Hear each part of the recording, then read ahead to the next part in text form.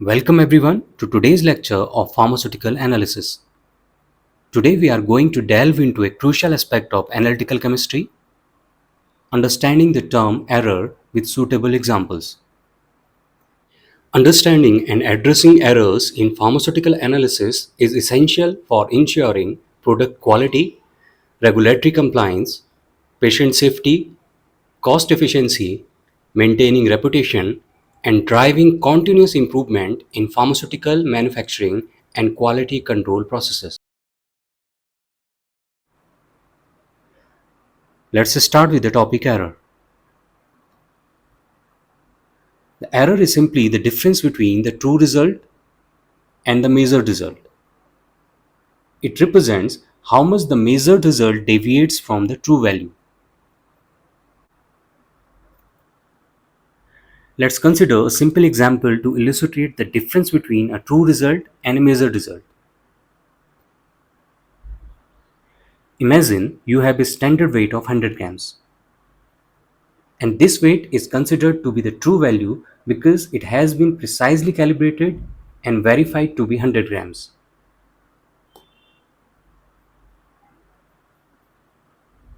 Now let's say you have a scale that you believe to be accurate and you place the 100-gram weight on it to measure its mass.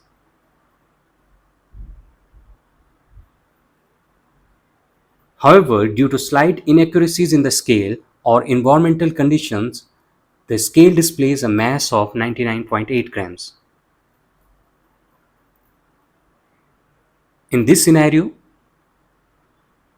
true result will be 100 grams, which is the actual correct mass of the weight.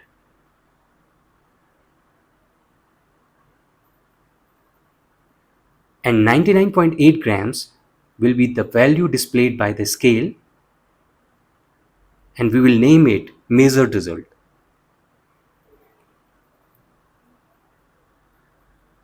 Now here you can see the difference between the true and measured results.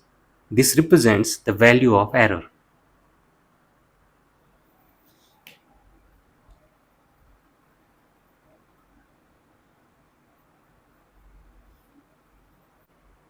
Relative error is indeed a common and useful way to represent error, especially when comparing measurements or calculations across different scales. However, the choice of error representation depends on the specific requirements of the analysis and nature of the data or measurements involved. Relative error measures the relative difference between the absolute error and the true value. It is calculated as the ratio of the absolute error to the true value, often expressed as a percentage. By dividing the difference between the measured value and the true value by the true value itself, we are essentially expressing the error as a percentage of the true value. Absolute error measures the magnitude of the difference between the measured value, which is also known as experimental value, and the true value. It is calculated as the difference between the measured value and the true value. Absolute error can be positive or negative. It completely depends on whether the measured value is greater or smaller than the true value. So suppose measured value is greater than the true value, then the absolute error will be positive. But if the measured value is less than the true value, absolute error will be negative. Now let's understand how to calculate the relative error with a simple example. Let's consider an example of a weighing scale used to measure the weight of an object. Suppose you are using a weighing scale to measure the weight of a standard object with a known weight of 500 grams. For calculating the mean value, multiple readings are required. So you performed multiple measurements and calculated the mean value of those measurements.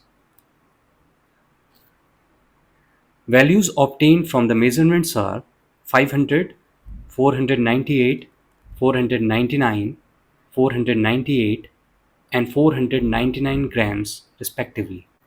So the mean value will be the addition of 5 measured values divided by 5. In this case, the final mean value obtained is 498.8 grams. So the different values obtained are measured mean value 498.8 grams and true value 500 grams. After putting these values in the formula of relative error and solving the equation, we get an error of minus 0.24%.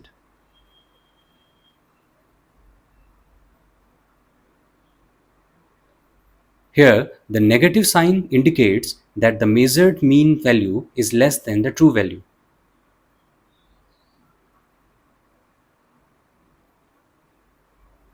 Therefore, the correct relative error is 0.24%.